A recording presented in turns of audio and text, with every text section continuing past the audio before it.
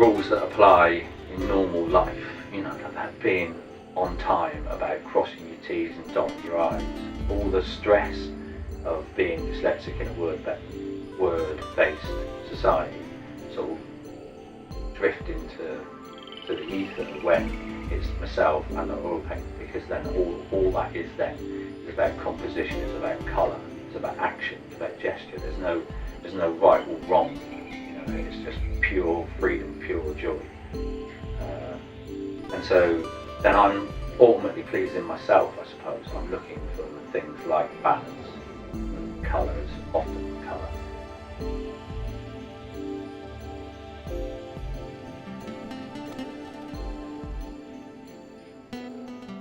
A non-dyslexic would think, oh, you know, gosh, they're genius. How have they managed to work that out? And often it hasn't come with any more thought than that. You're seeing something, you've heard something else, and then there's that new part that's just been invented, and you're thinking the three go together. Whereas somebody else would think, well, of course they can. That's from different decades that technology can live together to go and make this new thing. And often with a dyslexic, it's common sense for us. We'll be thinking out the box, we'll be coming out with these weird and wonderful ideas. They're not weird and wonderful ideas.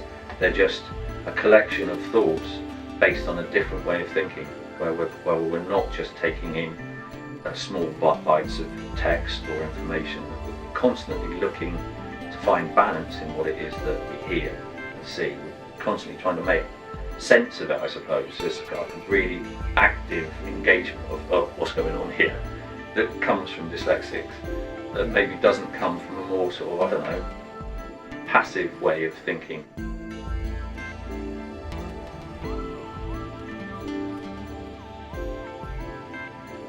You know, I enjoy making films, I enjoy doing graphic design, but it's never the same. The sensory feel of painting, you know, the smell of the oils and turpentine, and, you know, the physical application. You know, you have to be spot on, you have to be quick for it to, you know, you have to give it energy for it to have a life.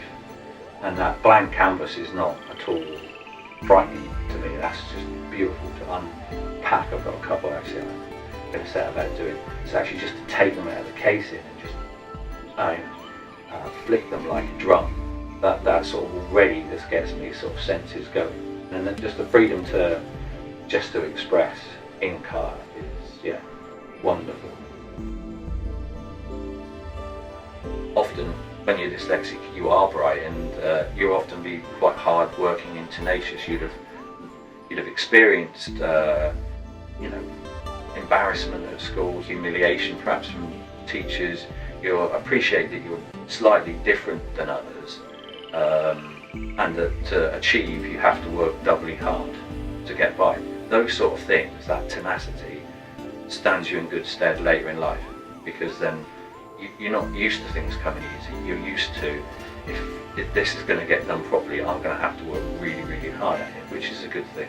And to a certain degree, doing some things like literacy, reading, writing, short-term memory and organisation, I do have difficulties, but there's lots of strengths inherent with being dyslexic. So I'm quite sort of spontaneous, holistic in my thinking, good problem solver, and then obviously quite handy in art and design, which I think is based on my dyslexia being the core of my creativity.